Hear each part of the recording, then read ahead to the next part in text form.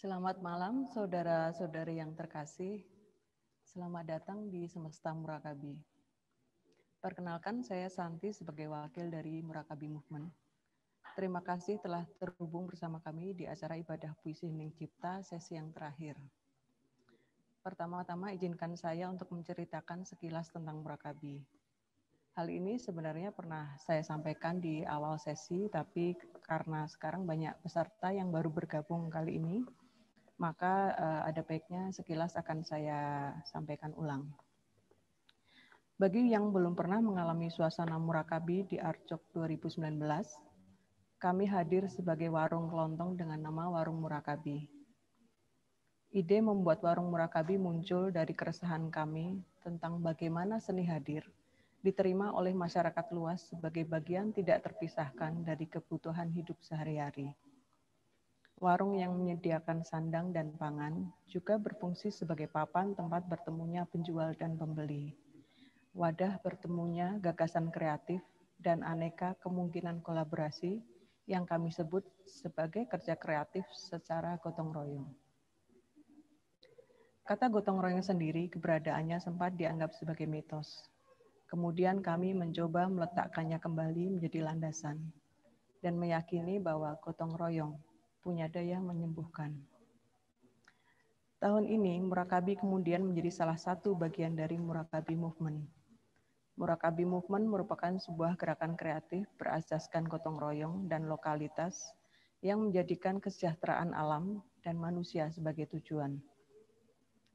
Tahun ini pula akhirnya Warung Murakabi secara nyata hadir di Desa Minggir yang sekarang sedang dalam tahap mempersiapkan bangunan fisik dan pengorganisasian ibu-ibu sebagai vendor dan manajerial Murakabi Minggir.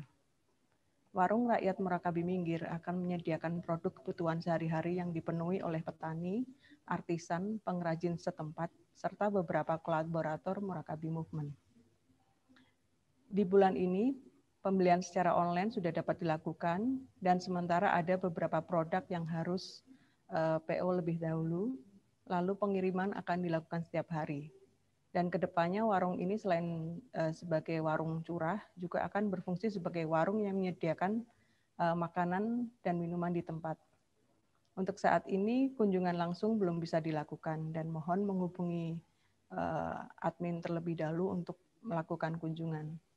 Untuk selanjutnya tentang Murakabi Minggir bisa dipantau di akun Instagram @murakabiminggir. Mari kita kembali kepada konsep Murakabi Movement di Arjok 2020. Pandemi COVID-19 menjadikan tahun 2020 menjadi tahun yang luar biasa. Tahun yang saat di jumlah angkanya menjadi angka 4, mirip kursi yang terbalik. Kami memaknainya sebagai keharusan untuk berhenti sejenak, duduk hening dalam permenungan. Kita yang sebelumnya aktif menjelajah, bahkan ada yang sampai ke berbagai benua, kini hanya bisa menjelajah hanya berapa langkah dari rumah. Bahkan menjadi punya waktu yang lebih untuk menjelajah ke dalam diri. Kita menjadi pengamat dari dekat apa saja yang telah kita miliki di sekitar kita. Selain mengamati diri sendiri, juga mengamati orang-orang yang terdekat supaya lebih erat. Kami pun kembali merenungkan arti gotong royong menyembuhkan dan bergotong royong untuk saling menyembuhkan. Proses penyembuhan harus dilakukan secara holistik. Kami yakin bahwa pada jiwa yang sehat tercipta tubuh yang kuat. Jika sembuh jiwanya, maka sembuhlah raganya. Tema Arjok kali ini menuntun kami untuk kembali berguru kepada alam. Berguru kepada bambu yang tangguh bertahan karena mampu meliuk lentur di tepa angin, seperti tarian seiring tembang yang selaras dengan alam. Maka instalasi Murakabi Movement untuk Arjok kali ini sebagian besar menggunakan bambu, dan Pak Eko Prawoto sebagai perancang utama instalasi ini memberikan judul Tembang Laras Murakabi. Murakabi Movement untuk Arjok digarap secara kolaboratif oleh Singgih Susilo Kartono, Santi Aristiawanti dan Miko Bawono, Eko Prawoto dan LKMD atau Laboratorium Kriya Masyarakat Desa, Joko Pinurbo, Gunawan Marianto, Koperasi Edukasi Negeri Lestari atau Kenes, Lulu Lutfi Labibi, Giriwangi, Magrit, Wiki Kopi, Wikiti, Agradaya, Coklat Ndalem, Kibo, Omaina, Persedapuran, Suji Premium Handcrafted, 3P Supply, Somah Wooden Cutlery, Tahta Banyu Langit, dan kolaborator terakhir adalah musik instalasi oleh Cesar Daniel.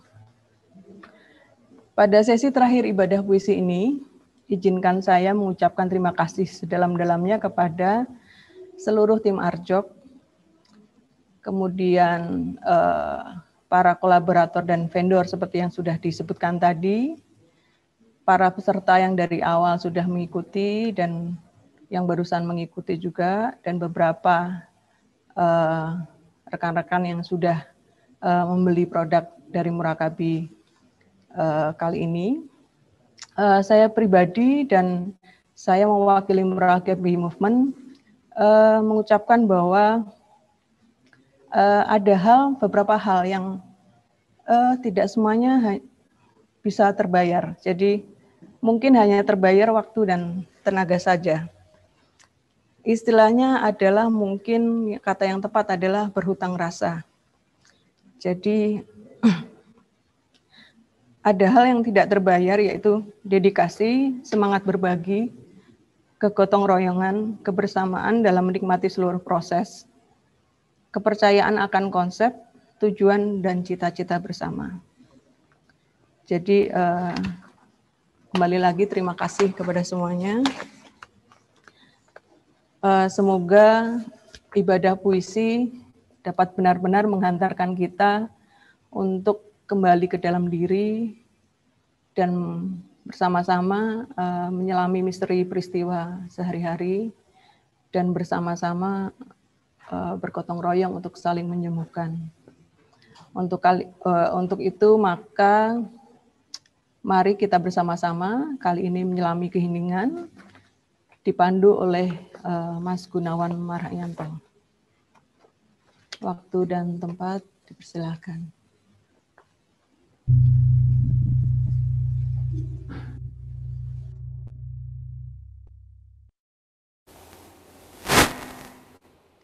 Selamat malam kawan-kawan semua, terima kasih sudah bergabung di ibadah puisi Hening Cipta. Ini sesi yang terakhir. Bagi yang baru pertama kali mengikuti, apa yang akan saya lakukan adalah memandu kawan-kawan semua untuk nantinya kita bersama-sama bertemu dengan puisi, memasuki puisi dan menghayati puisi bersama-sama. Jadi saya Gunawan Marahyanto, saya akan memandu semacam meditasi ini. Jadi silakan kawan-kawan semua bersiap. Posisi duduknya dibikin senyaman mungkin, serileks mungkin, sesantai mungkin. Tidak ada bagian dari tubuh kita yang tegang atau mengganjal. Jadi silahkan dicari posisi tubuh yang paling nyaman. Kemudian jika berkenan silahkan untuk membuka kameranya agar saya juga bisa melihat. Sehingga kemudian ini bisa menjadi satu peristiwa bersama. Meskipun kita berjarak, meskipun sangat terbatas, tetapi melalui medium ini kita bisa melakukan ini sebagai satu peristiwa bersama. Jadi silahkan yang berkenan dibuka kameranya. Ya, terima kasih. Kita mulai dari mencari posisi yang paling nyaman, posisi duduk yang paling santai, paling melegakan tubuh kita. Bisa bersila, bisa selonjor, bisa duduk di kursi sesuai dengan kenyamanan masing-masing. Silahkan. Saya juga sedang mencari posisi duduk yang paling nyaman. Baik, setelah kita dapatkan posisi tubuh yang paling nyaman, posisi duduk yang paling nyaman, sekarang perlahan kita sadari kehadiran nafas. Setiap hari kita bernafas, tetapi tidak setiap saat kita menyadari kehadiran nafas kita. Jadi silahkan dalam posisi ini kita sadari kehadiran nafas. Kita sadari bagaimana udara keluar dan masuk tubuh kita. Kita nikmati saja, kita rayakan bagaimana nafas menghidupi kita sehari-hari. Disadari atau tidak, nafas terus ada, terus memompa tubuh kita sampai nanti pada saatnya akan berhenti. Silahkan disadari kehadiran nafas, kita syukuri, kita rayakan.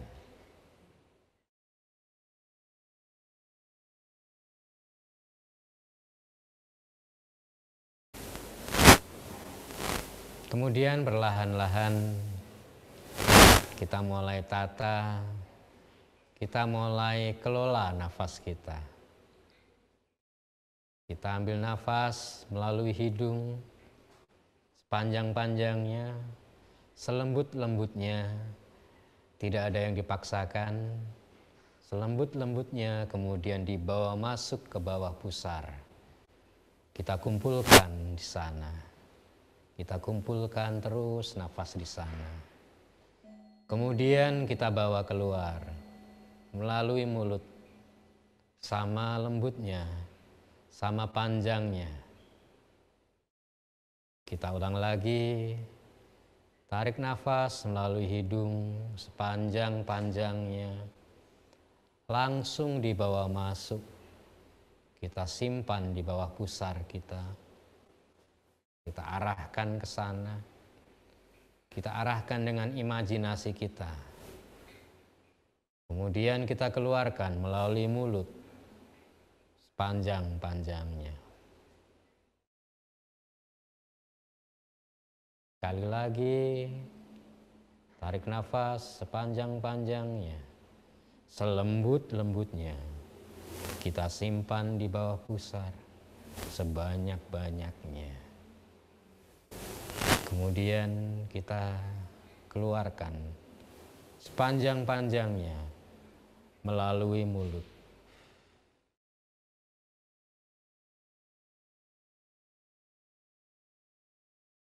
Sekarang kita bayangkan nafas kita membentuk sebuah segitiga.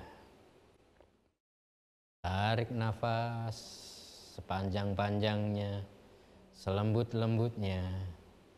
Simpan di bawah pusar. Simpan sama panjangnya sewaktu kita menarik nafas.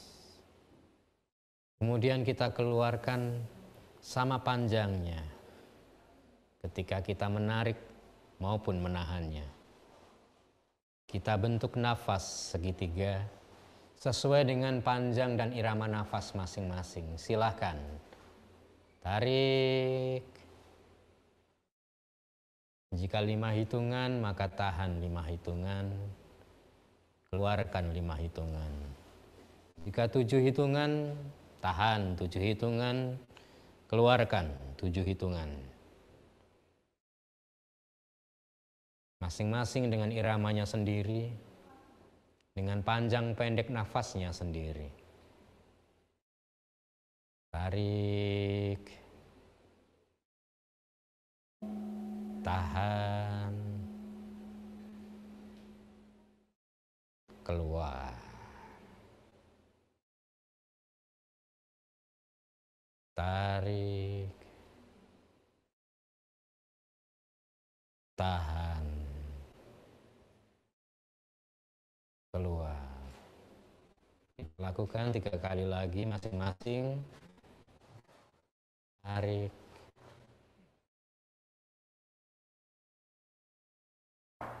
tahan,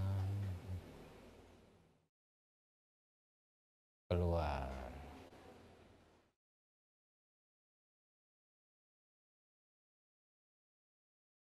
Tarik.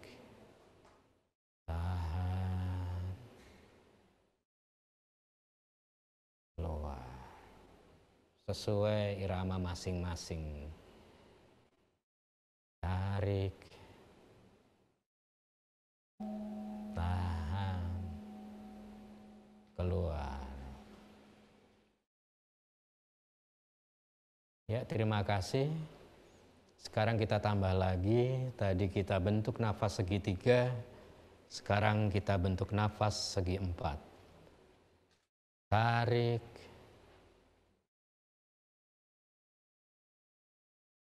tahan, keluar, tahan. Sama panjangnya. Baru tarik lagi. Tahan lagi. Keluar lagi. Tahan. Baik, kita ulangi lagi yuk. Usahakan sama panjangnya. Antara menarik, menahan, mengeluarkan, dan menahan lagi. Silahkan. Tarik. Sama, jangan ada yang dipaksakan. Selembut mungkin. Tahan.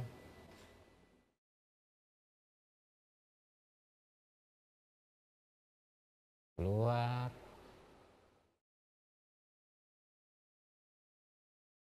Tahan. Sama panjangnya. Tarik. Tahan. Keluar. Tahan.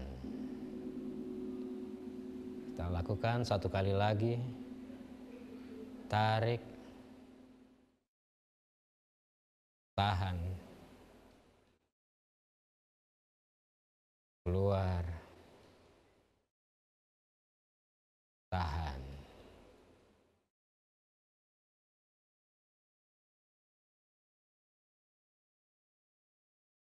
Terima kasih. Sekarang kita coba gabungkan antara nafas dan gerak tubuh. Geraknya bisa diikuti bersama-sama. Jika yang belum pernah ikut ibadah puisi, diikuti saja geraknya, sederhana. Yang penting bagaimana gerak ini akan memandu nafas kita. Kalau tadi cuma dipandu oleh imajinasi, sekarang kita akan dipandu oleh gerak tubuh kita. Gerakan pertama ya, kita belajar geraknya dulu. Ke atas, seperti sembah. Kemudian kita bawa ke depan dada. Kemudian kita dorong ke depan tubuh kita. Kita buka. Kita genggam. Kita tarik lagi ke belakang. Kemudian kita dorong lagi ke depan tapi dalam posisi telapak tangan yang berbeda. Kemudian kita putar ke atas lutut, dibawa ke bahu. Kemudian kita dorong ke samping. Kita ulang lagi ya geraknya pelan-pelan saja. Bisa dilihat yang belum hafal. Atas, tengah, depan, buka, genggam, tarik, dorong, kita putar di atas lutut, bawa ke bahu, kita dorong ke samping. Ya, sekarang kita gabung dengan nafas. Tarik nafas melalui hidung, keluar melalui hidung, tarik melalui hidung, keluar lewat hidung, tarik lewat hidung, keluar lewat hidung, tarik lewat hidung, keluar lewat mulut. Yuk kita lakukan bersama-sama. Tarik, keluar, tarik, keluar, tarik,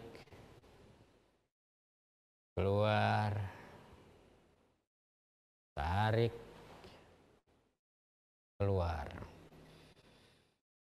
Kita ulang masing-masing 3 kali. Yuk, sesuai irama masing-masing.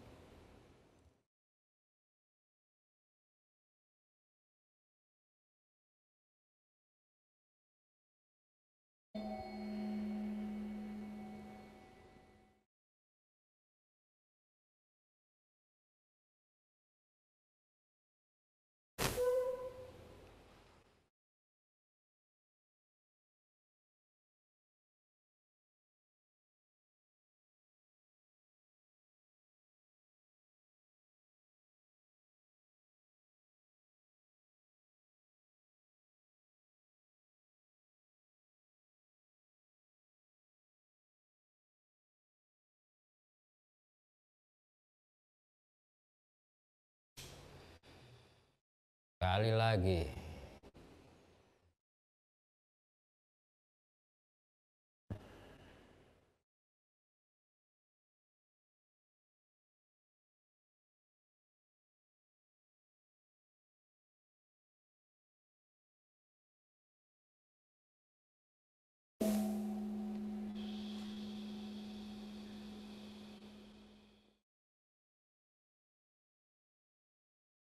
Ya, terima kasih. Sekarang seperti biasa, sehabis kita bersiap-siap dengan nafas, dengan tubuh, saya akan mulai membacakan puisi. Dan malam ini saya akan dibantu oleh Sekar Sari yang akan merespon seluruh puisi saya yang akan saya bacakan dengan geraknya.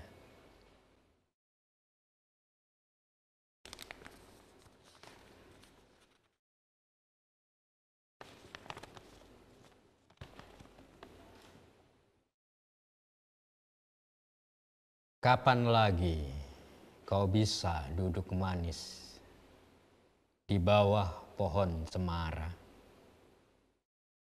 mendengarkan beberapa ekor puisi berkicau di ranting-rantingnya, membiarkan bulan mungil jatuh dan memantul-mantul di atas kepalamu, meredakan gemuruh tubuhmu.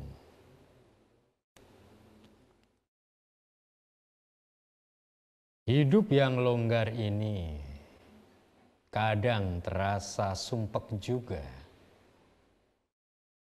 Baju yang sebelumnya waras-waras saja mendadak terasa sesak di bagian ketiak. Celana yang sampai kemarin nyaman-nyaman saja tiba-tiba terasa melintir di bagian paha. Tadi malam kau pulang dari salon dengan gembira. Sekarang kau malu dengan potongan rambutmu. Seharian kau gelisah melulu, ingin mengganti ini, mengganti itu. Sementara daftar janjimu bertambah panjang saja. Janji mencabuti rumput di makam nenek. Janji membelikan ayah selembar sarung sutera. Janji minta maaf kepada pohon mangga yang sering kau curi buahnya. Janji tidak marah dan mengucap anjing kepada pendengki yang memanggilmu asu. Janji berterima kasih kepada tukang sampahmu. Janji mencari teman yang sedang hilang. Janji mencuci mata sebelum membaca. Janji menghormati polisi tidur. Janji berhenti makan sebelum kenyang. Janji tidak menumpuk uang di atas uang. Duduklah di bawah pohon cemara dan biarkan burung-burung dalam kepalamu bernyanyi. Yang berduka dalam tralala akan bersuka dalam trilili.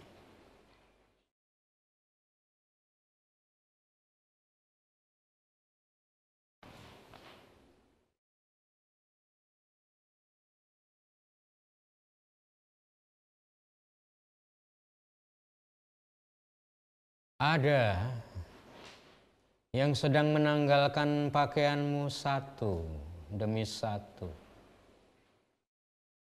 mendudukkanmu di depan cermin, dan membuatmu bertanya, tubuh siapakah gerangan yang kukenakan ini?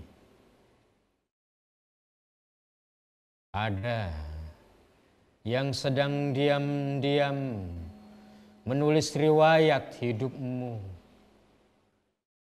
menimbang-nimbang hari lahirmu, mereka-reka sebab-sebab kematianmu.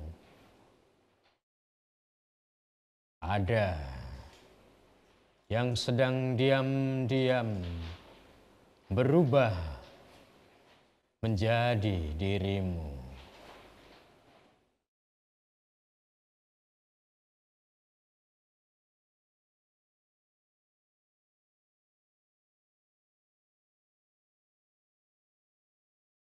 Mingkar mingkuring ukara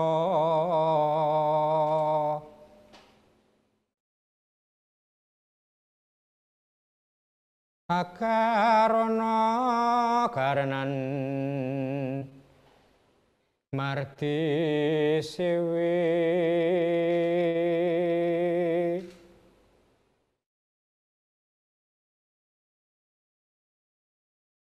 sinawung resmining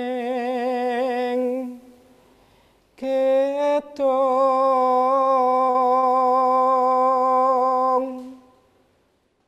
sinupa sinukarta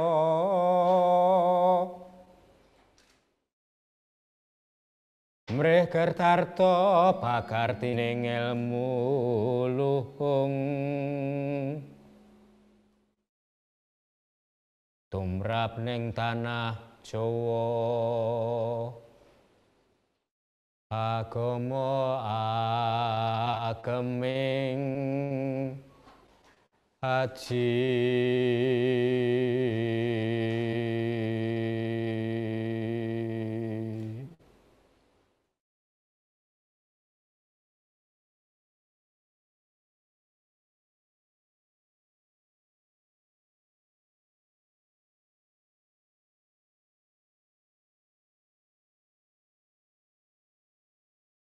Terima kasih kawan-kawan semua. Sekarang akan dilanjut oleh Wedaran Puisi bersama Mas Joko Pinurbo dan kawan-kawan Murakabi. Selamat mengikuti.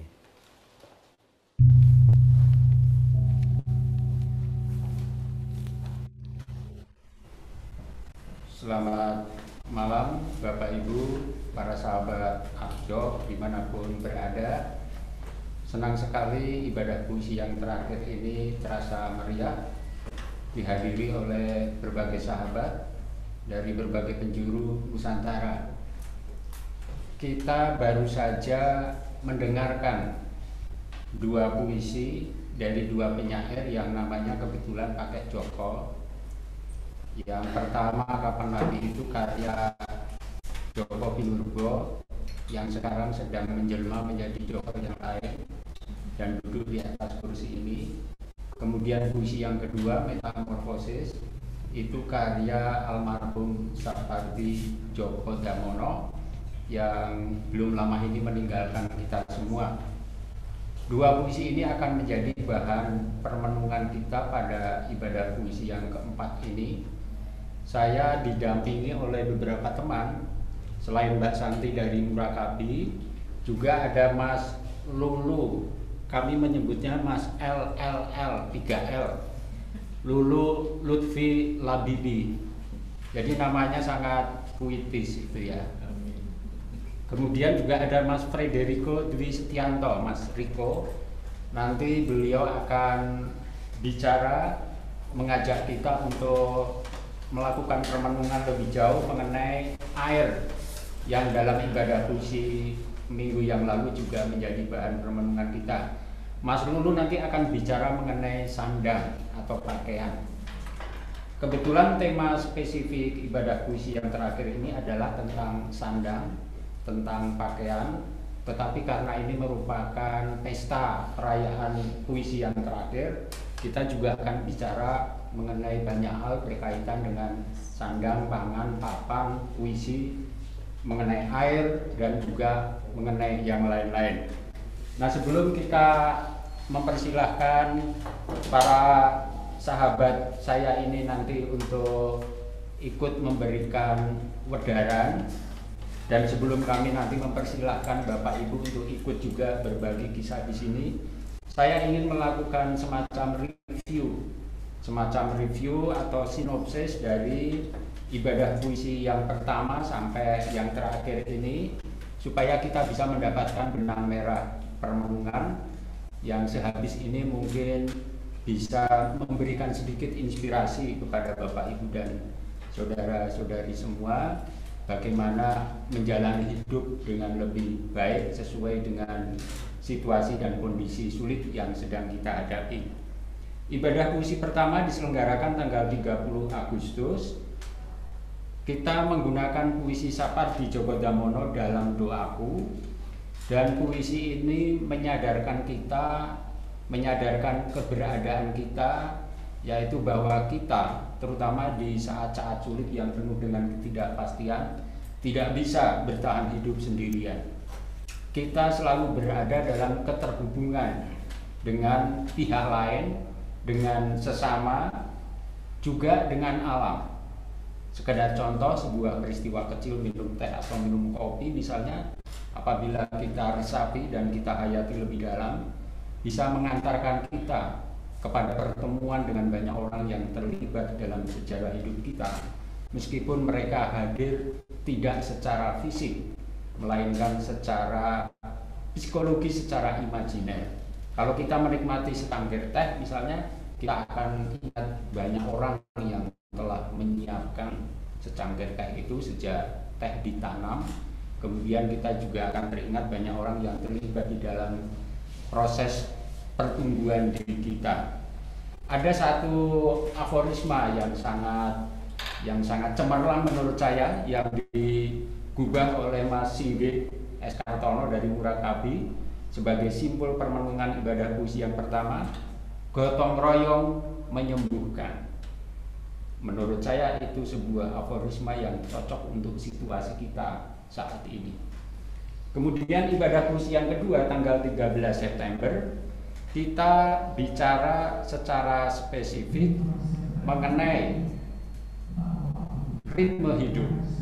Kita menggunakan puisi Subagio Sastrowardoyo yang berjudul Jika Hari Rembang Petang. Nah, puisi ini sebenarnya ingin mengantar kita kepada kesadaran mengenai peralihan waktu, supaya kita lebih bisa menghayati dan mengatur ritme hidup kita. Ritme hidup ini penting supaya kita tidak kehilangan kendali, tidak mengalami disorientasi.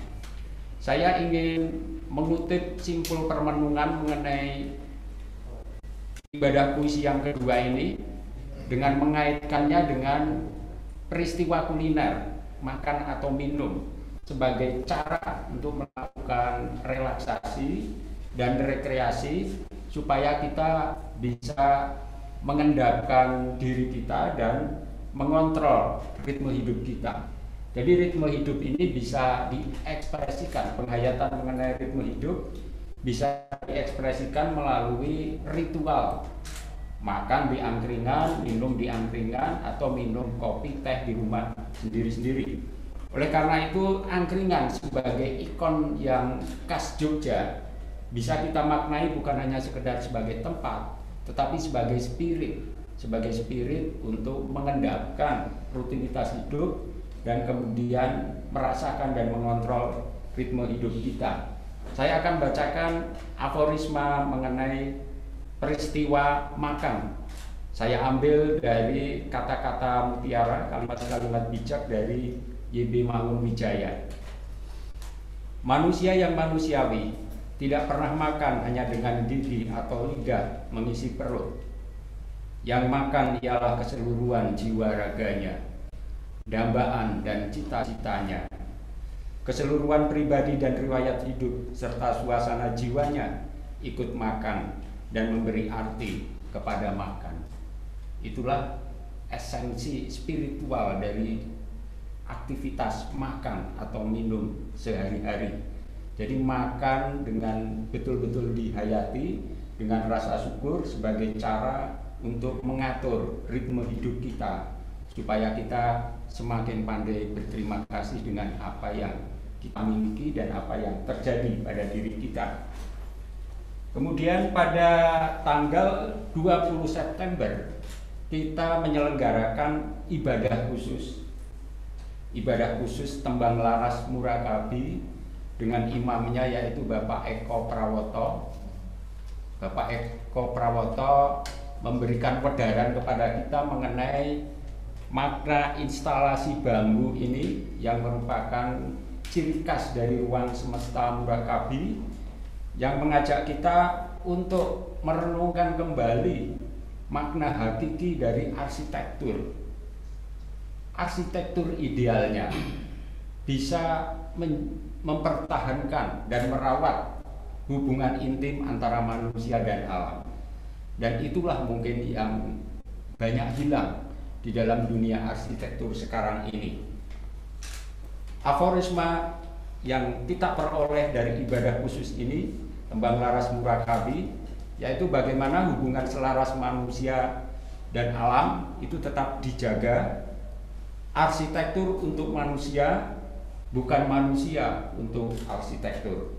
Mudah-mudahan ini bisa menjadi refleksi kita bersama, karena arsitektur tidak hanya berkaitan dengan rumah, gedung atau bangunan fisik, tetapi juga dengan lingkungan sekitar kita. Kemudian pada ibadah puisi yang ketiga tanggal 27 September seminggu yang lalu, kita mengambil tema yang spesifik yaitu mengenai air dan mandi. Mandi kita maknai sebagai cara, wahana untuk mempertemukan manusia dengan sang sumber berkah, yang dalam hal ini disimbolkan dengan air, dengan ibu bumi, dengan sang pencipta. Jadi mandi adalah sarana yang menghubungkan tubuh untuk menjalin silaturahmi yang intim dengan air. Saya akan membacakan aforisma yang menurut saya ini sangat pas untuk merumuskan hakikat dari peristiwa mandi. Aforisma ini digubah oleh Mbak Santi yang sedang bertransformasi menjadi penyair juga tampaknya. Nama lengkapnya Santi Aristiawanti, tetapi sekarang kita panggilnya menjadi Santi Murakabi, lebih mudah diingat. Nah, beliau menggubah kalimat-kalimat menurut saya dipoles sedikit saja bisa menjadi puisi yang oke lah. Apalagi kalau bisa membuat 50 quote semacam ini. Nanti bisa kita bikinkan bukunya. Coba kita dengarkan refleksi Mbak Santi mengenai mandi. Mandi secara kitbah bisa menjadi momen pengatur ritme dan kesempatan berdialog dengan tubuh, menyapa satu persatu bagian tubuh, dan pada mereka kita bersyukur dan berterima kasih. Maka mandi menjadi peristiwa masuk ke dalam diri, mengenal diri lebih dalam, menerima diri apa adanya. Penerimaan penuh kepasrahan akan diri kita adalah satu langkah mencintai diri sendiri. Nah, karena perkara mandi ini perkara yang sangat penting dalam hidup, perkara air juga, maka dari itu nanti Mas Riko akan kita minta untuk memberi pedaran lebih lanjut mengenai air. Kemudian pada ibadah puisi yang keempat ini dengan tema khusus yaitu sandang dan pakaian, tadi dihadirkan 2 puisi. Saya tidak ingin memberi wedaran mengenai kedua puisi itu. Pertama, karena pengarang telah mati, jadi saya tidak perlu berbicara mengenai karya sendiri. Yang kedua, Pak Sapardinya juga sudah meninggal, sudah mati, jadi tidak bisa kita tanya lagi. Tetapi untung semacam ada telepati, semacam ada hubungan batin antara Mbak Santi dengan kedua puisi itu tadi. Lagi-lagi saya akan membacakan kalimat-kalimat bijak dari Mbak Santi yang menurut saya sudah menyimpulkan inti permenungan dari kedua puisi itu tadi. Saya bacakan. Sandang terkadang menyandang beban, harapan, dan tumpukan keinginan. Ia adalah lapisan-lapisan yang membentuk laku dan tindakan. Juga bagaimana dunia memandang kedirian kita. Lepaskan lapisan-lapisan itu. Lekatkan yang paling nyaman. Kenakan yang paling memerdekakan. Pakaian pas, nafas ringan, pikiran bebas. Itu inti permenungan mengenai sandang pada malam ini. Tidak berarti pakaian tidak penting. Tidak berarti kita tidak membutuhkan seni berbusana. Justru kita ingin bersama-sama merenungkan kira-kira model pakaian atau busana macam apa yang paling nyaman buat tubuh kita dengan kondisi kultural kita, dan juga kalau saya meminjam kata-kata Mbak Santi, yang bisa memberi kemerdekaan kepada tubuh. Kira-kira filosofi semacam itulah yang menjadi pertimbangan Mas Lulu juga di dalam merancang pakaian-pakaiannya. Jadi rancangan Mas Lulu ini sudah melintasi banyak hal, melintasi nilai fungsional, melintasi estetika, melintasi yang lain-lain, dalam rangka supaya tubuh ini benar-benar bisa merayakan dirinya dalam selubung pakaian. Pakaian tidak menjadi penjara bagi tubuh, dan pakaian di dalam puisi kita angkat ke tingkat simbolik, bukan hanya baju celana tetapi juga bisa apapun, seperti tadi dalam tembang yang dibawakan Mas Gunawan Maryanto, bisa itu agama, status sosial, bahkan mungkin keinginan-keinginan yang tidak terlepas dari egoisme kita. Semua itu menjadi pakaian yang mungkin memenjarakan tubuh. Nah, oleh karena itu cara pertama untuk mencintai diri sendiri memang melucuti dulu semuanya, seperti dilukiskan dengan bagus dalam puisi Pak Sapardi. Kadang-kadang kalau kita melihat diri kita di cermin merasa asing. Justru kita merasa asing dengan diri kita yang sebenarnya. Karena sehari-hari kita terbiasa dengan diri kita yang mungkin lain, yang penuh selubung, yang sifatnya semu. Itulah inti permenungan kita pada malam ini. Dengan demikian rangkaian ibadah puisi, permenungan mengenai sandang, pangan, papan, dan puisi itu sudah lengkap. Nah, kita akan memberi kesempatan pertama-tama kepada Mas Lulu untuk mempertanggungjawabkan hasil karyanya bagi umat manusia. Silakan, setelah itu nanti kita akan beri waktu kepada Mas Riko. Silakan Mas Lulu. Iya, terima kasih Pak Copin atas waktunya. Tapi tadi memang sangat menarik ketika Pak Copin bilang bahwa pakaian itu kan memang selayaknya dan seharusnya itu memerdekakan. Dan saya walaupun setiap harinya bekerja sebagai tukang bikin baju gitu, tapi saya tidak pernah merasa ingin mengajak semua orang memakai baju saya, karena orang memilih mengenakan apa yang pada akhirnya menempel ke tubuh mereka adalah pilihan, dan itu adalah pilihan personal, tidak boleh dipaksa kalau menurut saya pribadi gitu. Ya itu dia, makanya walaupun di sini ada beberapa istilahnya DNA yang seperti apa, bagaimana membangun karakter baju saya seperti apa gitu, tapi itu hanyalah sebuah pilihan yang saya ceritanya apa ya, saya keluarkan untuk masyarakat, dan bagaimana masyarakat itu pada akhirnya memilih Makanya tadi kan memang ada kalimat dari Mbak Santi bahwa kenakan yang paling nyaman itu yang menurut aku adalah sebuah pilihan yang memang pada akhirnya harus memerdekakan diri ketika kita harus memilih pakaian gitu. Dan kalau sedikit saya mengingat tentang karya-karya saya sebelum tema puisi ini, sebelum saya merespon puisi Pak Chopin untuk Murakabi tahun ini gitu, saya jadi teringat bahwa tanpa saya sadari, ketika saya membuat sebuah koleksi, saya juga curhat di situ. Saya juga banyak bercerita tentang apa yang sedang saya rasakan, apa yang sedang memang waktu itu berkecamuk di dalam pikiran saya gitu. Sehingga waktu itu ada beberapa tema atau judul yang keluar dari koleksi saya seperti perjalanan. Kemudian di situ ada persimpangan. Kemudian ada tepian gitu. Nah, cerita-cerita itulah yang sebenarnya mungkin adalah cerita-cerita yang memang manusia atau orang-orang di sekeliling kita juga merasakan gitu. Dan di sini saya ingin sedikit bercerita bahwa fashion itu juga pada akhirnya tidak jauh gitu. Apa yang saya bungkus, apa yang saya ceritakan adalah tentang seharian. Nah,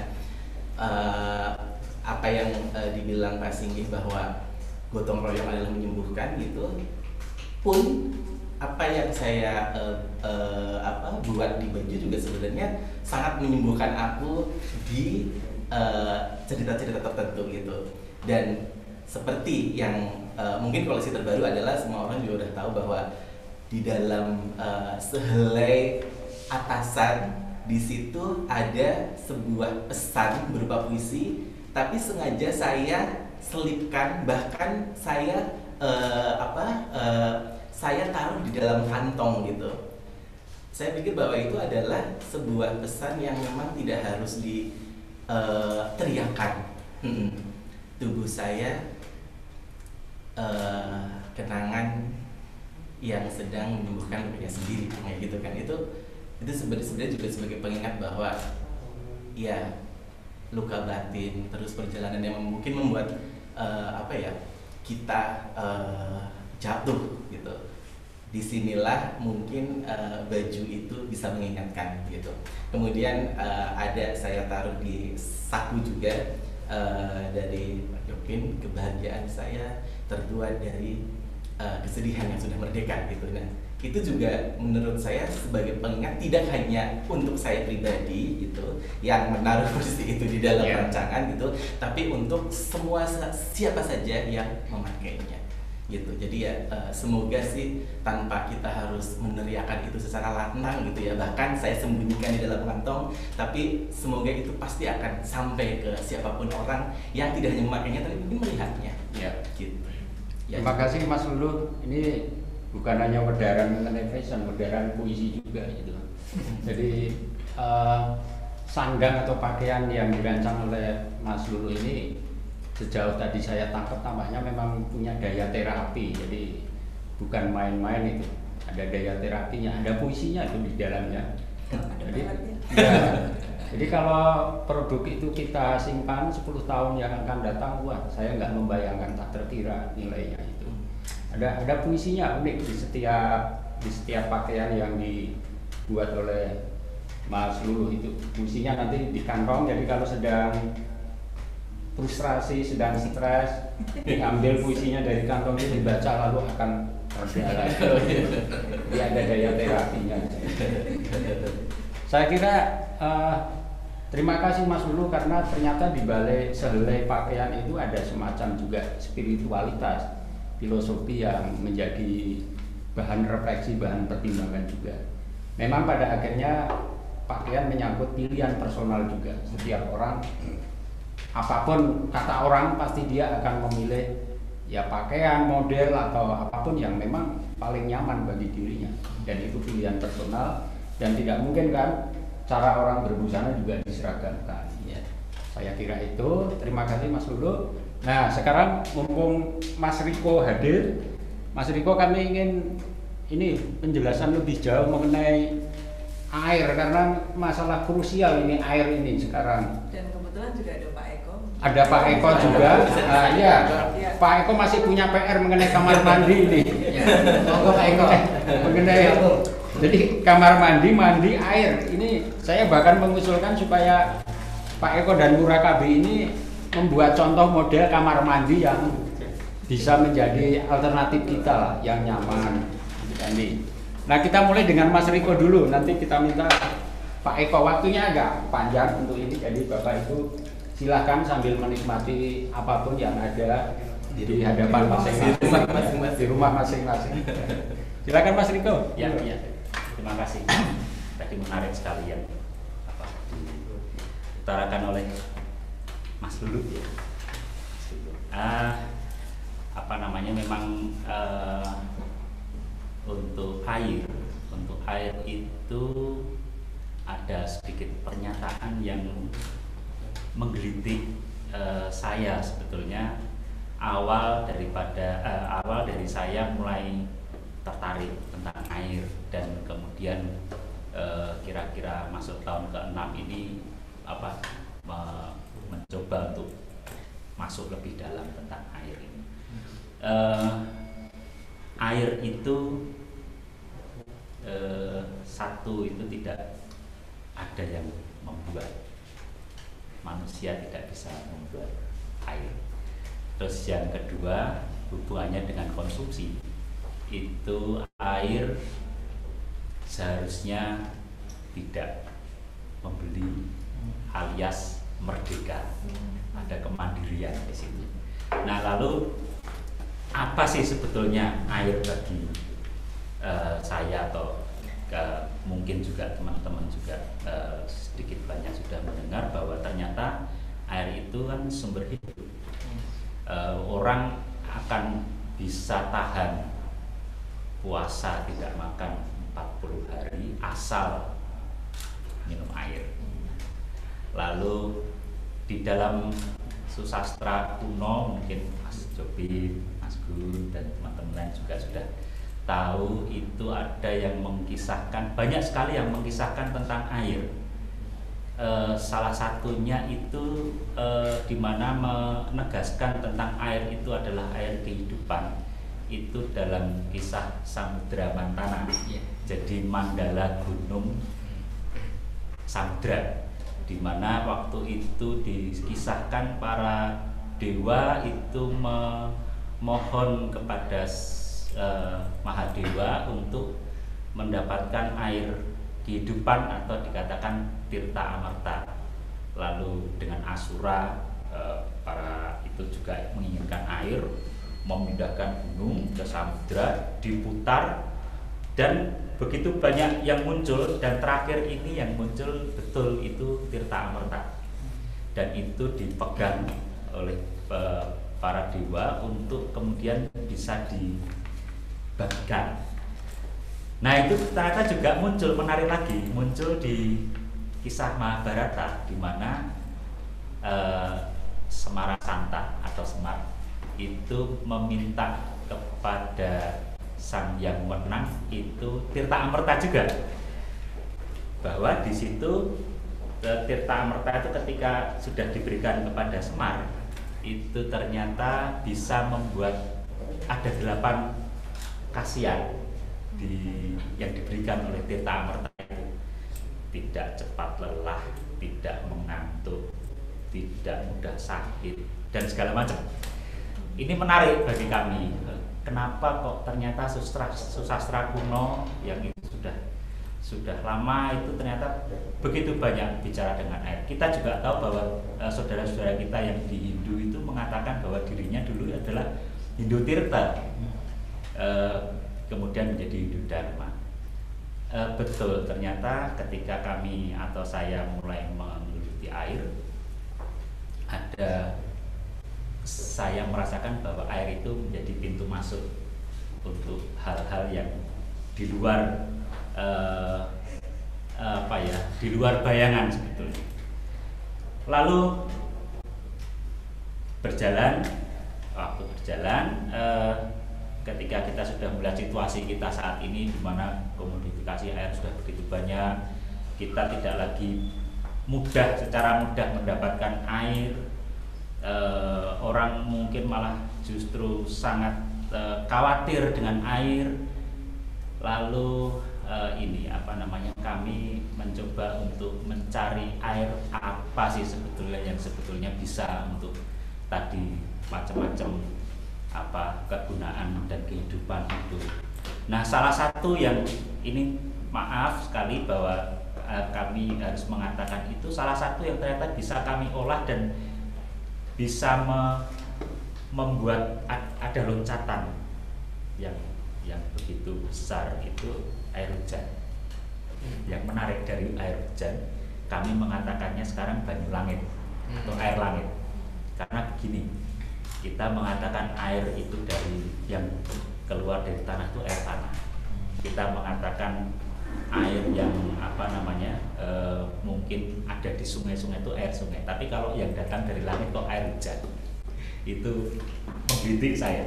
Lalu kami mengatakannya air langit. Diksi baru. Banyu langit. Banyu langit. Jadi banyu langit ini kita tidak akan pernah mendapatkan. Kalau di dunia interior, saya backgroundnya interior, Pak Eko di arsitek, dan teman-teman lain juga mungkin bisa melihat itu ternyata tidak pernah kita temukan yang namanya bangkai hewan di atas. Kita tidak pernah menemukan yang namanya sumur resapan di atas. Kita juga tidak pernah menemukan yang namanya toilet di atas. Tetapi kita selalu membuatnya menjadi kambing hitam bencana. Itu mengapa? Kan menarik sekali.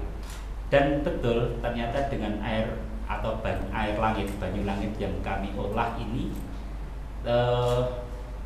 kami mendapatkan satu loncatan yang lumayan dan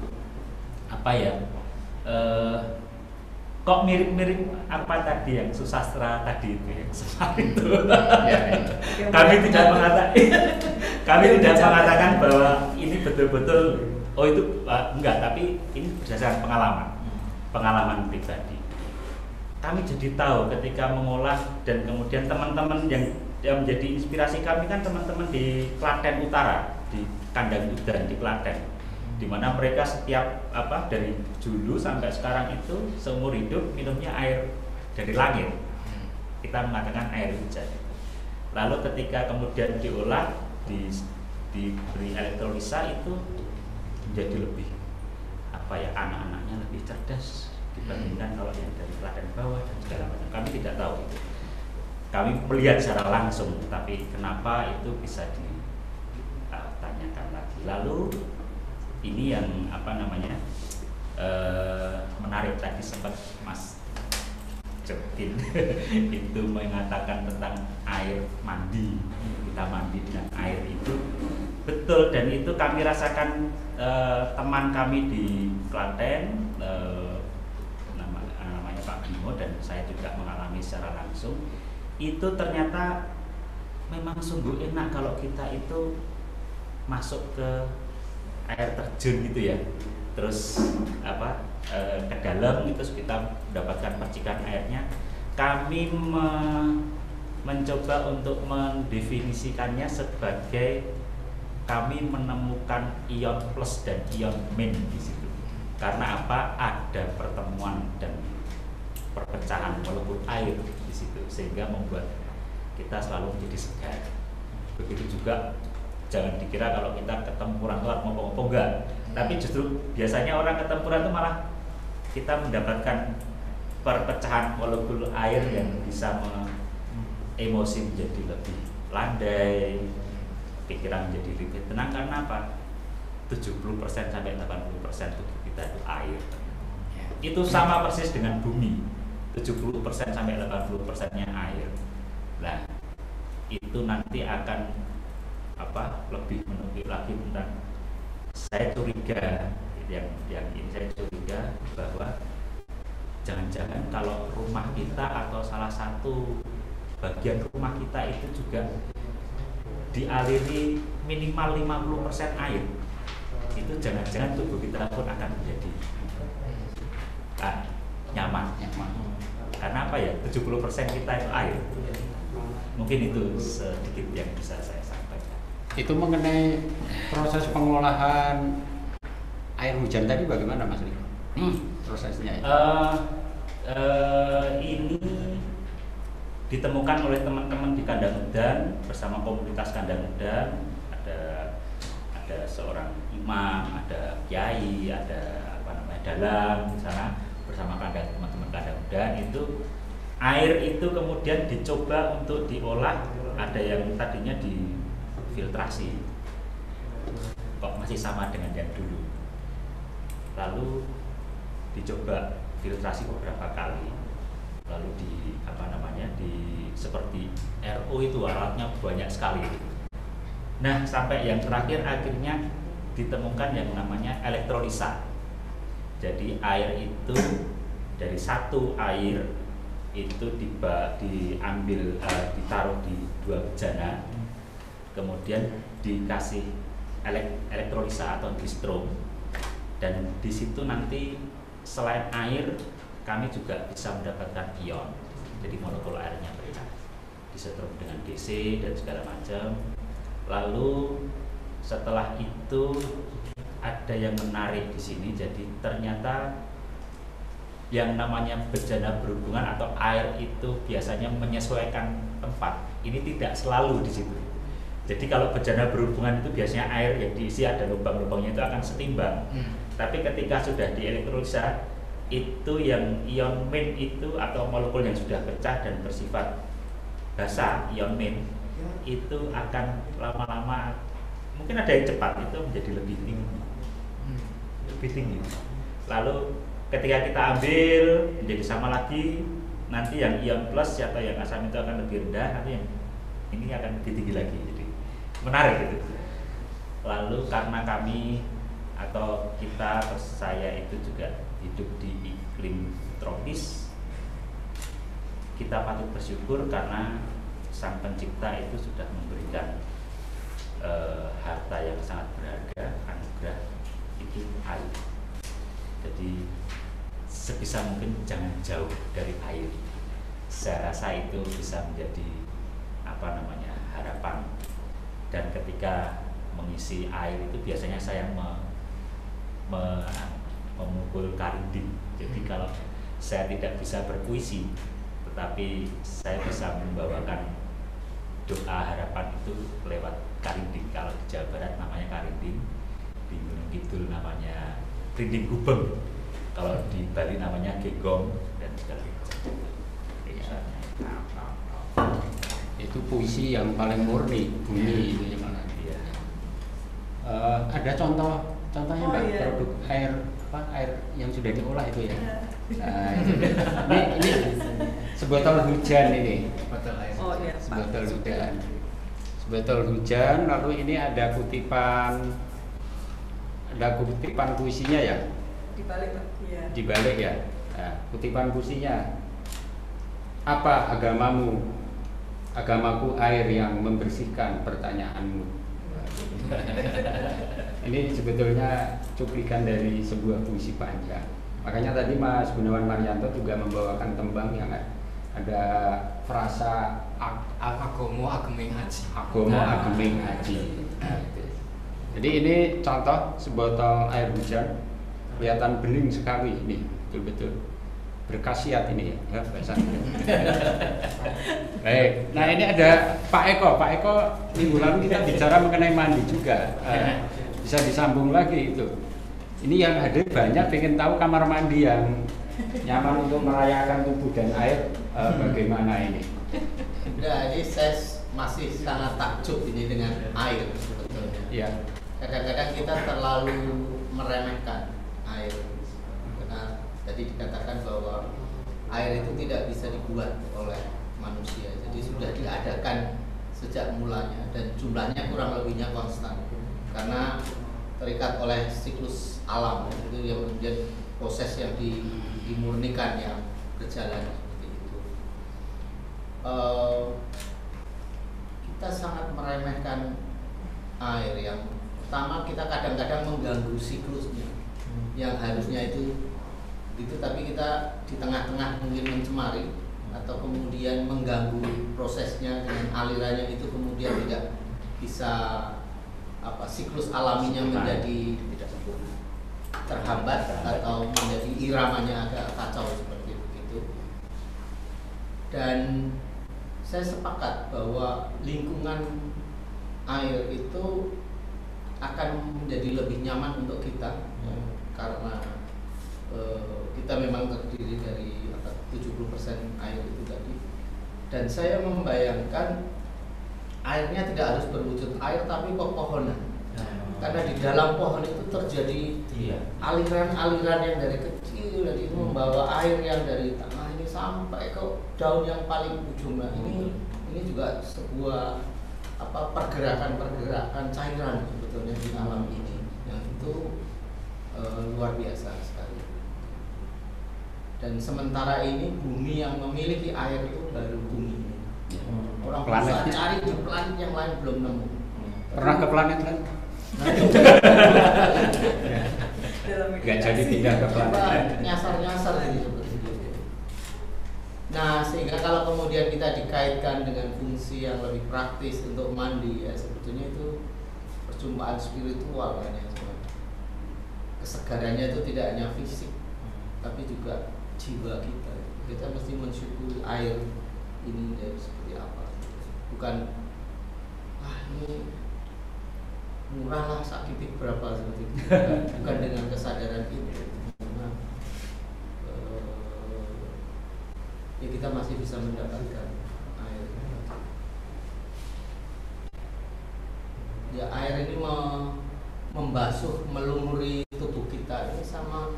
Saya kok terkait dengan pakaian ya, itu sebetulnya baju itu yang kita pakai. Jadi kita telanjang kemudian kita memakai baju cairan gitu ya. Yang ini yang membersihkan. Ini yang memantaskan tubuh malah ya. Pakaian yang memantaskan, memuliakan tubuh. Sebenarnya hampir sama dengan seperti tadi kan Mbak Sekar menari lalu melepaskan berapa lapisan baju itu kan juga sama saat orang mandi. Seperti lapisan-lapisannya. Kita seperti membuat hujan untuk tubuh kita sendiri. Ya, kalau saya baru sadar setelah Mas Riko tadi memberi wedaran, baru sadar bahwa air hujan itu yang jatuh dari atas itu justru berada di lingkungan yang bersih.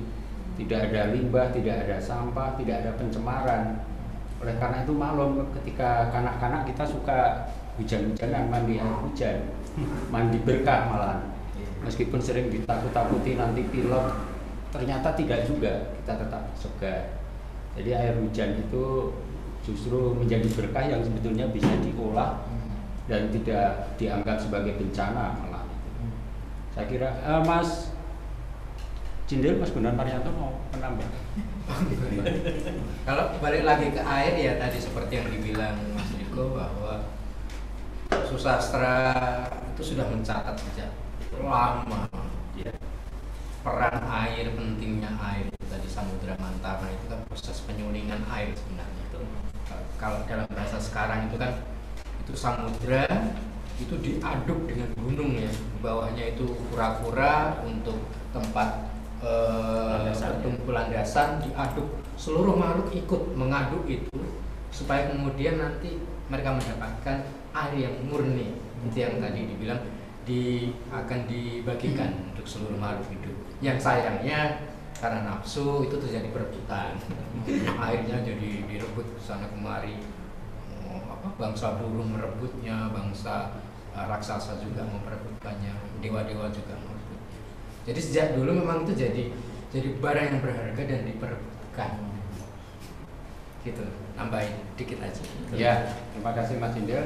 Nah, sekarang kami ingin beri kesempatan kepada Bapak Ibu, para sahabat semua untuk berbagi kisah mengenai apapun. Tidak harus mengenai air, mengenai mandi, boleh mengenai apapun. Mengenai pengalaman bagaimana tetap bertahan hidup di masa pandemi dan sebagainya. Itu kami persilakan. Mas Indel tolong dilihat siapa. Bebas saja silakan yang ingin berbagi cerita, berbagi kisah atau bertanya atau akan memberi wedaran juga, monggo. Wedaran itu uraian lah gitu ya. Jadi sangat Jawa, tapi pedaran itu udaran, semacam renungan, ya semacam renungan refleksi. Silakan saja buat teman-teman. Ada yang dari Riau, Ada dari Riau. Made Ali, Pak Made Ali.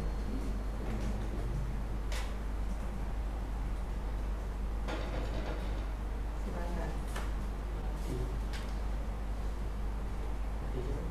Made Ali. Madya.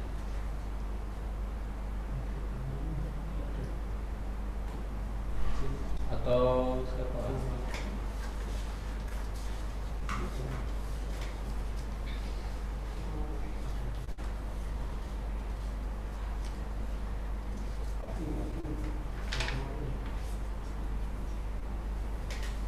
Kalau nggak ada, selanjutnya saya pilih ya.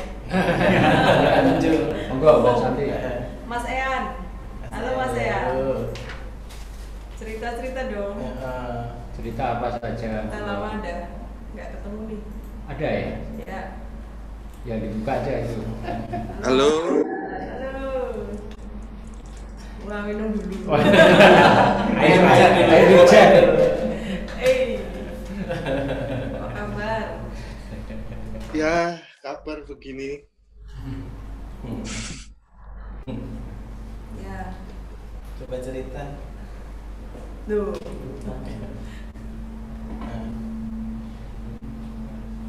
ASEAN ini biasa ini ya, dulu kita sering kerjasama bikin video dan foto. Kalau saya dan Mas dulu. Jadi muka saya semua nih isinya. Nggak Iya, apa-apa. Pak, udah bagus kok. Saya malu. Kan biasanya nggak pernah kelihatan. Ya. Dan kelihatan modelnya. Inilah Mas Ean. Ngomong-ngomong tentang air. Nggak harus air juga nggak apa-apa. Ya. Enggak sih, kebetulan aja kemarin saya tiba-tiba nulis tentang air. Oh, ya. Itu kemarin jam 6:53 sore Oktober tanggal 3 2020. Itu ada aku beri nama But Not Bad. Itu yang isinya bayangkan perlahan saat air turun membasuh dosa-dosamu. Sekarang kau melihat genangan hitam pekat melingkari jari-jari kakimu, perlahan masuk ke lubang pembuangan dan menghilang. Betapa indahnya pengampunan itu.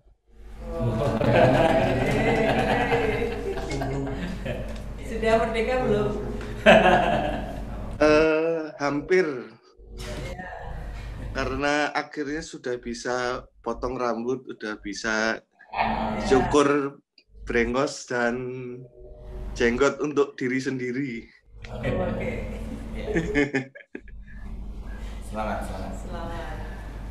Iya, memang air itu mujarab sekali ternyata. Iya, itu kemarin saya baru coba terapi mandi itu. Ternyata ya memang mujarab kalau benar-benar dinikmati mandi itu. Karena apa ya? Ya kalau misalkan biasanya kita mandi keburu-buru sama mandi dinikmati itu rasanya juga udah beda. Kalau mandi dinikmati kemarin saya coba itu saya sambil merem, saya bayangin tiap tetesan itu turun dari shower kamar mandi saya itu saya bayangkan itu sebagai cahaya putih itu yang jatuh terus-menerus, kemudian perlahan-lahan masuk ke dalam kepala saya, masuk ke mata saya, perlahan turun lagi ke leher, perlahan turun lagi ke pundak, perlahan turun ke tangan, perlahan turun ke dada, ke perut, ke kaki, sampai ke ujung jari kaki. Itu terus kemudian tuh saya visualkan, ya itu di bawah kamar mandi saya itu rasanya tuh kayak hitam semua, itu kayak semua luka-luka, kotoran, dosa-dosa itu kayak ya itu jadi kubangan di antara kaki-kaki saya yang kemudian saya lihat itu masuk ke lubang pembuangan.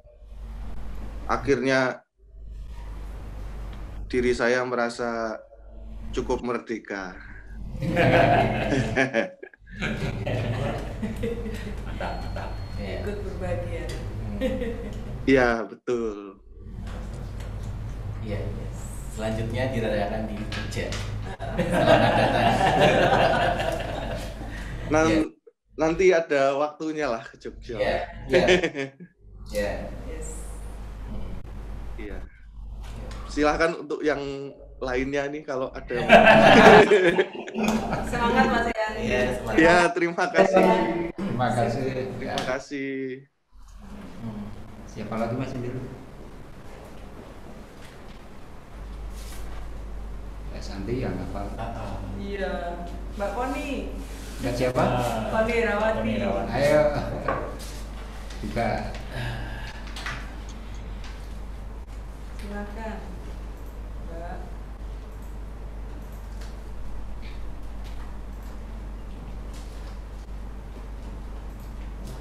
Tapi ada ya, rawuh ya? Ada. Ya dibuka aja.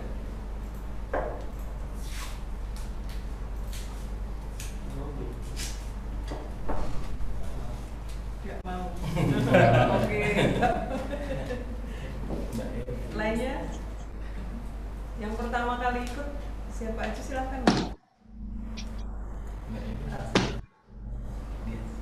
Mbak Evi ada, Mbak Evi.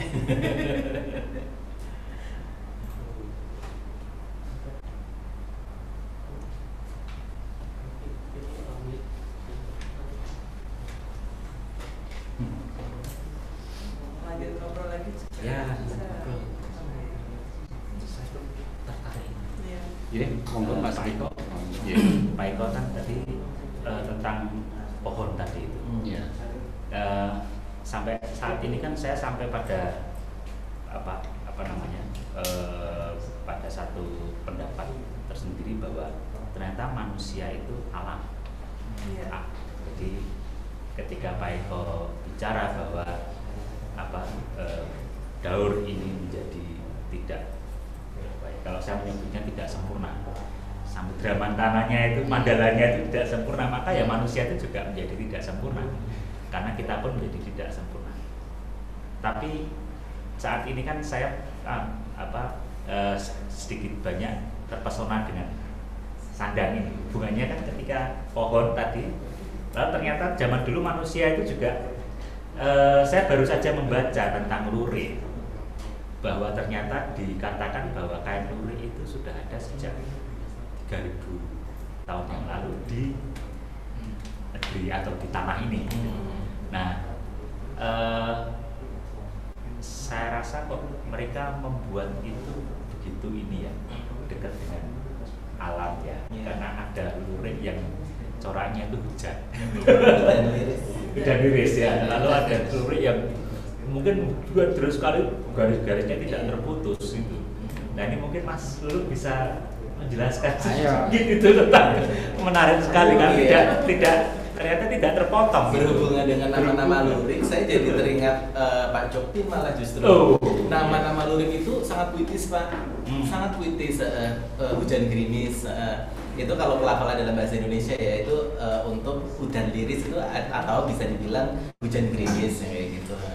Terus ada, tapi memang yang saya paling saya paling suka dari lurik itu memang kalau di zaman dulu lurik memang seperti halnya batik, jadi ada motif-motif tertentu dipakai oleh kalangan mana, memang ada seperti itu. Kemudian ada lurik untuk aliran yang seperti itu. Nah, tapi pada akhirnya malah justru menjadi sesuatu yang menarik, lurik untuk hari ini gitu. Sepertinya lurik malah justru harus dimerdekakan, tidak harus ada pengkotak-kotakan apapun ya, kayak gitu. Nah, saya malah jadi teringat 2017. Nah, mumpung ada Mbak Santi, saya dikasih nama puitis sekali. Jadi waktu itu aku bilang Mbak Santi, Mbak, aku mau mengeluarkan koleksi untuk Spring Summer 2017. Judulnya Perjalanan. Saya minta dong nama untuk anakku, saya bilang kayak gitu.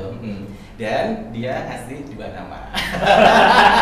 2 nama, tapi sebelumnya Mbak Santi tanya ke aku, kalau tentang perjalanan ini ngomongin tentang Dan aku bilang bahwa perjalanan ini adalah saya dedikasikan untuk lurik itu sendiri yang dari zaman dulu memang ada pengkotak-kotakan yang aku pikir memang tidak merdeka di zaman itu, walaupun nggak apa-apa, itu adalah bagian dari budaya ya, budaya Indonesia gitu.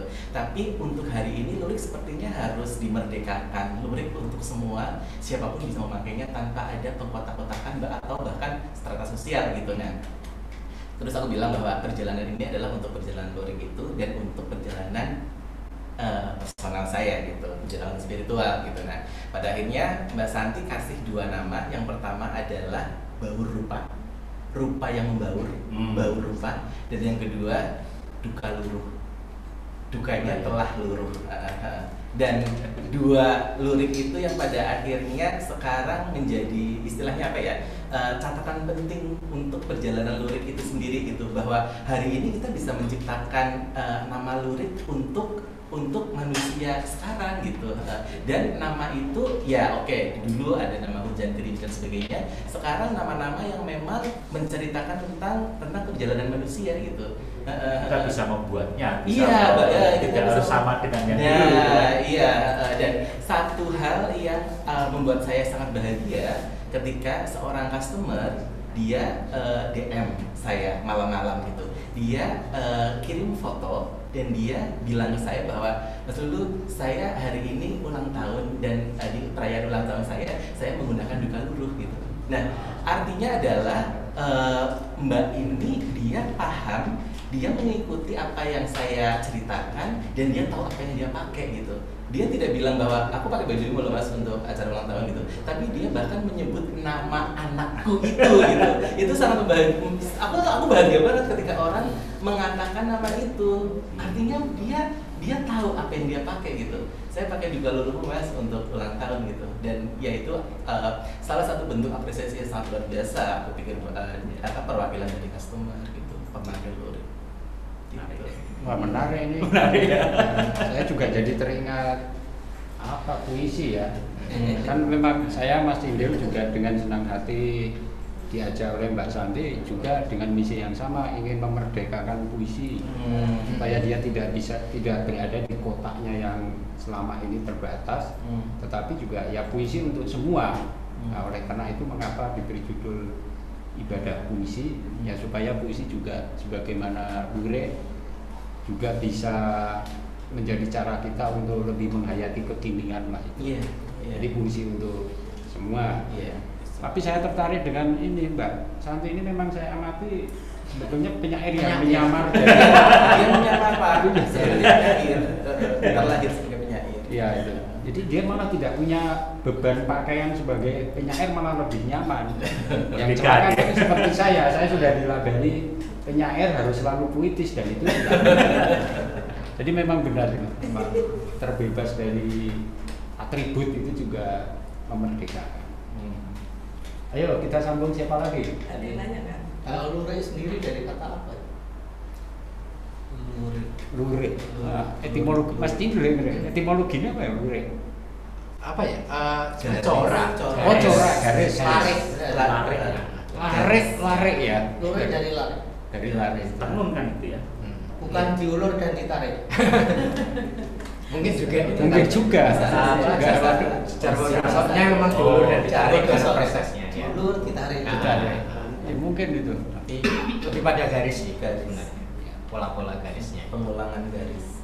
Tapi menarik loh ketika dinamai, karena dulu kan juga semua dinamai ya motif itu ya, Parang Garuda atau apa batik itu, dan penamaan itu berhenti di zaman Belanda ya, ketika batik company itu kan motif batik yang paling kontemporer lah. Karena di situ ada mobil, ada sabdadu, macam-macam. Tapi semuanya kemudian yang ada elemen-elemen modernnya kemudian sebutnya pada company gitu aja. Padahal sebenarnya itu kan penanda ya kedatangan Barat ke sini, teknologi dan macam-macam. Sebenarnya bisa lebih dikembangkan lagi. Tidak semuanya kemudian. Jadi gambar apa motifnya mobil gitu Mas, traktor lah, apalah. Traktor yang saya ingat itu. Itu traktor. Tapi tadi dengan memberi nama yang baru seperti duka luruh atau baur rupa itu kan berarti ada continuity dari tradisi itu ya. Iya. Ciptaan itu dilanjutkan, tidak seolah-olah kita menghentikan itu. Bahkan dari segi visual, warna pun pada akhirnya kan juga ya pemilihan warna juga menceritakan memilih karena tema itu gitu. Kayak misalnya duka luruh gitu ya. Saya mengambil warna hitam gitu ya, hitam pekat, abu-abu tapi seperti ini kan mereknya Toyane Murakabi. Airnya Murakabi itu bermanfaat Murakabi. Ayo ditunjuk Mbak Santi. Iya. Pak Singgi. Pak Singgi. Gabung nih. Sesi terakhir loh Pak Singgi. Sudah capek. Malam Pak Singgi. Kita bergabung di Jogja ini agak kurang fit ya. Banyak hujan. Saya nyimak dari tadi. Tadi Pak Jopin benar tuh, Santi itu menyamar sebagai seniman, terus sebenarnya penyair tuh.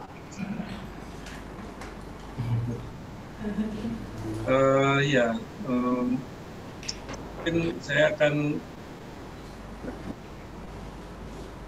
ingat kembali kata-kata yang pernah saya bikin tentang gotong royong menyembuhkan, karena sekarang kan mungkin ada hubungannya dengan sebenarnya kenapa waktu itu kemudian saya mengatakan gotong royong itu menyembuhkan. Karena sebenarnya saya kalau dari sisi saya sendiri, saya melihat bahwa membuat dunia ini menjadi lebih baik adalah ketika manusia yang tolong menolong. Jadi dalam gotong royong itu kalau saya pahami, gotong royong itu levelnya udah di atas kolaborasi. Kolaborasi itu adalah kerjasama, di dalamnya masih ada unsur transaksi. Jadi saya dalam bekerja sama, kita masih sering berpikir atau menimbang-nimbang apa yang dapat kita manfaatkan jika kita memberikan sesuatu dalam kerjasama tersebut. Tapi dalam semangat gotong royong ini, transaksional itu udah nggak ada. Semangatnya adalah memberi. Semangatnya adalah membantu. Ini sama seperti alam memberikan, seperti alam bertindak pada kita. Alam itu tidak pernah bertransaksi dengan kita. Alam. Nah, dalam pemikiran saya ketika kemudian gotong royong ini menyembuhkan, ya artinya kalau alam itu memberi ke kita juga harusnya memberi ke alam hal yang baik ya. Dan alam pun pasti akan memberikan hal yang baik ke kita karena alam itu tidak pernah bertransaksi ke kita. Juga hubungan antar manusia ya. Perusahaan alam ini kalau saya lihat ya semata-mata karena semuanya ditransaksikan, semuanya diperhitungkan untung ruginya. Dalam Murakabi sendiri, gotong royong itu menjadi dasar, menjadi asas, dan dia ada di lingkaran luar yang menghubungkan 3 titik segitiga. Inilah yang menurut saya penting untuk saat sekarang, di mana masa COVID ini sebenarnya bukan urusan virus yang cepat menular, virus yang mematikan, bencana besar ya. Tapi kalau menurut saya sebenarnya adalah ini sebenarnya mengajarkan kita untuk kembali mengingat gotong royong itu sendiri. Dan saya yakin ketika hal tersebut,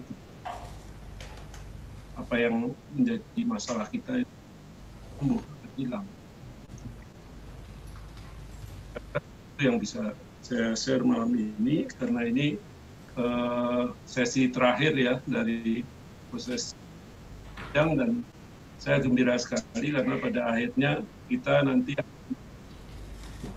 kami akan segera bisa mewujudkan bagian yang sejak tahun Arjok tahun 2019 ya, itu dalam wujud warung Murakabi yang insya Allah akan segera di lokasi yang nanti Santi mungkin akan ya. seperti itu. Saya kira itu aja. Terima kasih. Siap. Ya. Itu ada yang pengen menyampaikan pesan untuk karya Sebotol Hujan. Siapa itu? Mas Robertus Setiawan. Ya, monggo, kita dibacakan sendiri. Ya, silakan. Silakan Mas. Open mic ya. Mas Robertus Setiawan. Robertus Setiawan. Ya. Ya. Halo. Halo, ya. Malam Mas, apakah udah terlihat? Ya, terlihat. Sudah. Oh iya Mas. Silakan. Terima kasih. Mungkin secara kebetulan saya dan rekan saya sejak bulan lalu memproduksi sebuah siaran podcast atau siniar gitu yang membacakan karya-karya puisi, dan kebetulan episode terbaru adalah membawakan puisi Mas Jopin yang berjudul Sebotol Hujan untuk Sapardi. Gitu. Dan seperti ada pertemuan yang tidak kami sangka gitu di momen ini gitu. Kemudian tadi saya juga melihat karya Sebotol Hujan yang berisi air hujan dan ada tulisan puisi itu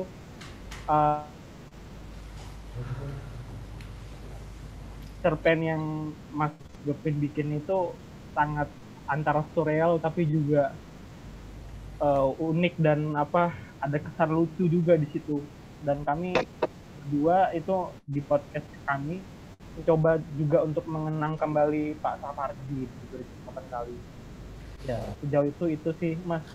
Dan sedikit mempromosikan, semoga juga acara Ajo kali ini juga menjadi ibadah bagi puisi kita bersama gitu, memberikan berkah yang luar biasa dan kesehatan terutama. Amin. Ya. Bisa didengarkan di Siniar Kata. Iya. Terima kasih Mas. Terima kasih. Sehat selalu. Ya, kalau dunia sastra berkaitan dengan hujan memang harus berterima kasih ke Pak Sapardi. Karena beliau yang betul-betul bisa mengeksplorasi, mengolah hujan di dalam puisi-puisinya dari berbagai perspektif. Jadi ya ini malam hujan ini malam untuk almarhum Pak Sapardi juga. Dan hanya melalui hujannya Pak Sapardi aja kita bisa berbicara mengenai berbagai nilai kehidupan. Jadi ternyata hujan kaya makna ya. Jadi termasuk Mas Riko ini bagi saya sebagai seorang penulis puisi yang sudah 40 tahun menulis, baru sadar hujan ini berasal dari lingkungan yang memang bersih ternyata itu. Yang selama ini sering kita salah pahami.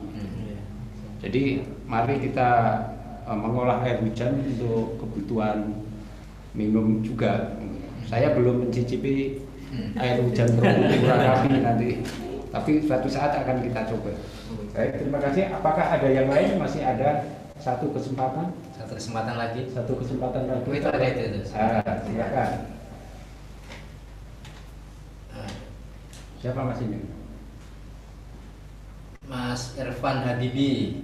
Oh iya, silakan. Silakan sampaikan saja Mas. Langsung. Mas Irfan Habibi. Ya, silakan.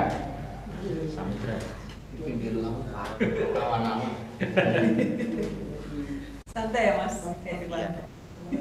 Jadi saya ini teringat membuka lagi catatan saya tentang air. Ternyata saya pernah menulis tentang air, puisi tentang air. Ya. Di sini tuh apa ya? Seakan-akan itu air tuh dari hulu ke hilir itu kan selalu dipakai untuk bersuci, entah itu mandi, mencuci, berwudu. Kan itu membawa kotoran ke laut tapi ujung-ujungnya juga suci. Kok air bisa sih kayak gitu? Ikhlas banget loh air itu membawa kotoran-kotoran, walaupun kita tuh membuang juga di sungai, tapi kok ikhlas gitu. Kenapa manusia nggak bisa ikhlas gitu kepada alam gitu? Juga air itu kan dicari itu. Ya, mungkin bisa saya bacakan boleh nggak puisinya? Oh boleh, silakan. Ibadah puisi kok ini memang. Iya, silakan. Terima kasih. Judulnya Air. Air, biarlah ia mengalir. Air, biarlah ia berjatuhan. air, biarlah ia menyembur. Air, biarlah ia menggenang. Air, oh air, izinkan aku berkata-kata untukmu air. Berkata dengan air dan apa saja. Air, air, air. Dari hulu air mengalir melalui rimba, gubuk-gubuk pendosa yang merasa tak berdosa. Kau mengalir dari hulu dengan suci, tapi kau di hulu kotor membawa dosa. Air, oh air, izinkan aku berkata-kata untukmu air. Berkata dengan air dan apa saja. Air, air, air. Dari dalam tanah yang dalam kau menyembur. Karenamu tanah digali hingga kau menyembur. Menyembur dengan suci, diambil lalu digunakan. Jadi kau tak suci lagi. Hingga akhirnya kau meresap ke dalam tanah, meninggalkan bekas. Air, oh air, izinkan aku berkata-kata untukmu air. Berkata-kata dengan air dan apa saja. Air, air, air. Di laut, di danau, dimanapun. Air menggenang, entah berapa miliar kubik. Kau simpan ikan dan juga dosa. Tapi, tetap saja kau suci. Air, oh air, izinkan aku berkata-kata untukmu air. Berkata dengan air dan apa saja. Air, air, air. Dari daun, tumbuhan sedunia, kau menguap ke langit, membantu tumbuhan memasak. Sungguh baik hidupmu air. Air, oh air, izinkan aku berkata-kata untukmu air. Berkata-kata dengan air dan apa saja. Air, air, air. Siklusmu, siapa yang tahu berapa lama? Air-air di bumi menguap ke langit, uap-uap air menggumpal. Lalu kau jenuh hingga terjatuh dengan suci. Kau sabar dan tabah. Kau sabar dan tabah naik turun langit dan bumi. Akan kau selalu mensucikan diri di langit. Air, oh air, izinkan aku berkata-kata untukmu air. Berkata dengan air dan apa saja. Air, air, air. Kau ada dimanapun yang bernyawa atau tidak. Bahkan kau ada dalam jasad yang bernyawa. Di mana-mana ada air. Air, air, air, kau di mana saja. Air, oh air, izinkan aku berkata-kata untukmu air. Berkata-kata dengan air dan apa saja. Air, air, air. Oh air, melaluimu sang Khalik mengingatkan kami. Dikala panas tanpamu sungguhlah rasanya mati esok. Dikala kau turun terus, kau menggenangi apa saja yang bisa kau genangi tanpa ampun. Air, oh air, izinkan aku berkata-kata untukmu air. Berkata-kata dengan air dan apa saja. Air, air, air, kau suci tapi rela terkotori. Kau terkotori tapi tak pernah marah. Kau terkotori tapi kau mensucikan sendiri. Kau ini apa sebenarnya? Jogja 22 Maret 2020. Mungkin itu Mas. Jadi air itu kayak keikhlasan begitulah. Ya, terima kasih. Terima kasih. Satu baris yang mungkin akan tinggal lama dalam memori saya tentang air. Kau suci tapi rela terkotori. Itu yang saya ingat dari ini benar-benar menjadi semacam doa benar ini ibadah puisi. Kau suci tapi rela terkotori. Ini kan susah dalam untuk sampai ke level itu. Tapi terima kasih untuk puisinya, ini masih muda belia sudah menjadi seorang perenung yang begitu dalam ini. Ya. Baik, tampaknya waktu sudah cukup ya. Mungkin di Indonesia bagian tengah atau timur sudah larut malam. Jadi semuanya itu tetap memang ada akhirnya juga. Air mengalir juga ada akhirnya. Kami hanya ingin mengucapkan terima kasih dan rasa syukur kami atas kebersamaan pada malam ini. Rasanya kita sudah mengulik semua tema yang menjadi visi misi Murakabi, mengolahnya malam ini. Mudah-mudahan ini bisa menjadi oleh-oleh bagi kita untuk bisa lebih menguatkan diri menghadapi situasi sulit yang tidak pasti. Gotong royong menyembuhkan, saya ingin kembali mengatakan itu, mari kita saling menguatkan. Nah, untuk menutup rangkaian ibadah selama hampir 2 bulan ini, saya ingin mengutip baris lagu Keroncong Bengawan Solo. Itu kan ada yang berbunyi, air mengalir sampai jauh, akhirnya ke laut. Izinkan saya mengubahnya menjadi, engkau mengalir sampai jauh, akhirnya ke aku. Terima kasih, selamat malam, sampai berjumpa dalam program-program Murakabi dan Akjok berikutnya.